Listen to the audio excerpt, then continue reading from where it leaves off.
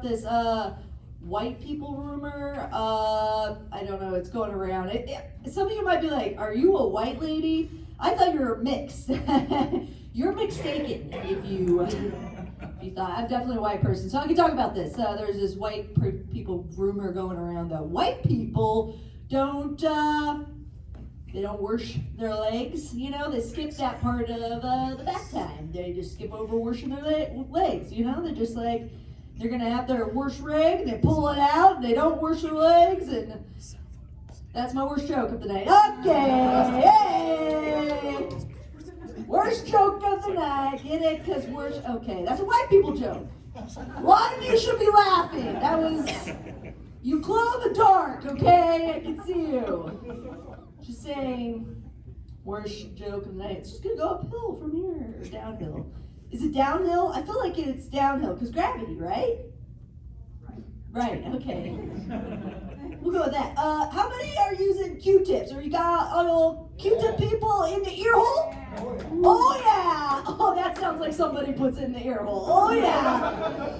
Oh yeah, ear hole. It feels so good. I know. It's just like, oh, it's a little joy in my life. I get out of the shower after I wash my legs, and I put that little Q-tip in my ear hole, and it feels so good. You know the best part? I really love just saying ear hole. It brings so much joy to my life.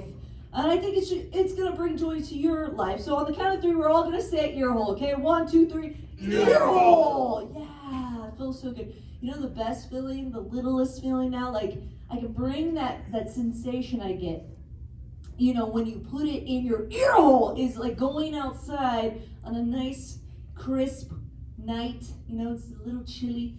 And you just go outside and you go, ear hole! I want 10 people to go outside tonight. It's the only reason I do this, is I just want to hear people go outside and scream ear hole. That's why. Can we all do that? Sure. Just 10 people. There's more than 10 here tonight. I think that's achievable. Ear hole! Everyone will feel good. We'll laugh. We'll like, remember that? That was great. That was like 10 minutes. That was like a couple minutes ago. Reminisce? Yeah? We can reminisce on this. I'm already talking about reminiscing. It's gonna be good. It's gonna be great. So how about Cheez-Its? Are we eating Cheez-Its? Cheez-Its, yeah, like Cheez-Its. I love Cheez-Its. I'll tell you, I was eating some Cheez-Its and I went to go brush my teeth. I went to the sink. I do one of these after I brush my teeth. I go, and I spit. And I look down and I go, oh no! It's a perfectly good Cheez-It chunk! Oh no! I can't let a perfectly good Cheez-It chunk go down the sink, so I made a little mama bird mouth and dove in and grabbed it with felt myself like a little baby bird. It was great. You can't that's a perfectly good Cheez-It chunk, you know? Definitely single, right? That joke is like, single lady. That's why. Yeah. I was going to the bathroom and I looked down and I looked at my belly button and I noticed there was like a long, like 2-inch hair sticking from my belly button. I was like, oh, I'm gonna get it. I was like, I'm gonna pluck that belly button hair. It's gonna feel so good. So like I pull it out and there wasn't that like sensation you get for like plucking things. I was like, oh, it came from my head. It wasn't a belly button hair. Yeah, but you know what I did is I took it, made myself like a little baby bird. Made myself a little baby. No. Good stuff. You still with me? Some of you are. Some of you are like, nope. You're single. Yep. It's okay. I like gross things, as you can tell. Some gross stories that I remember. I had a professor tell me there's this scientist in the Amazon rainforest. She was doing research there, and she's at the table, right?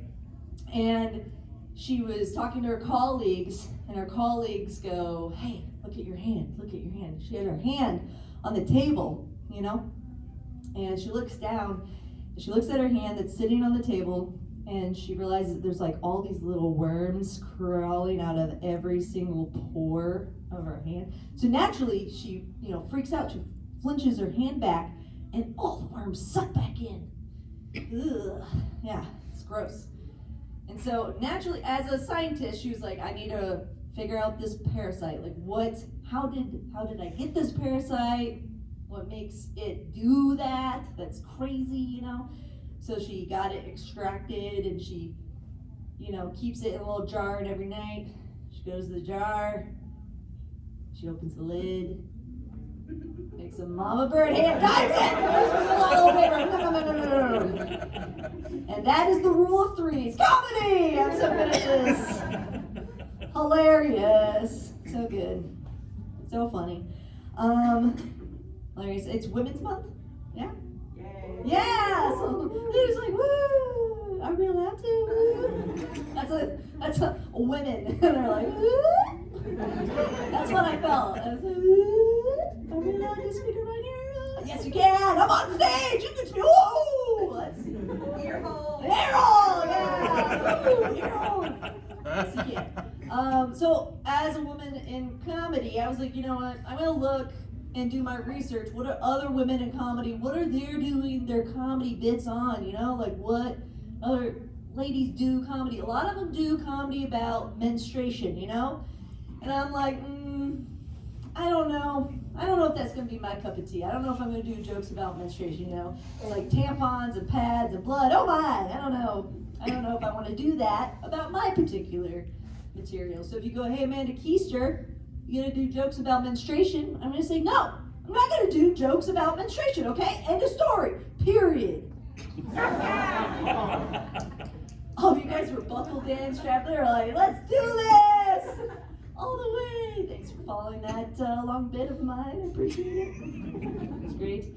I don't know if you've heard my last name, it's Keister. Yeah, if you're sitting down right now, you're sitting on your Keister. If you ever see me, a lot of people shout that. It's really fun. It's a cheeky joke. I love it. Aha! Cheeky joke. But I was like, how can I make it a little more spicy? So I was like, well, Keister, it's kind of like a couple Midwesterners in the bedroom asking permission for anal. They're like, Keister, no, yeah, no. Yeah, no, yeah. Consent's really hard in the Midwest. It's confusing. That's what that is. It's super confusing. Naturally, when I do comedy, sometimes people come up to me and they're like, hey, can I share a story with you? And I'm like, okay, sure, stranger. So I had this guy come up to me and he goes, I want to share a nightmare with you. And I was like, okay, go ahead, share your nightmare. What is this nightmare?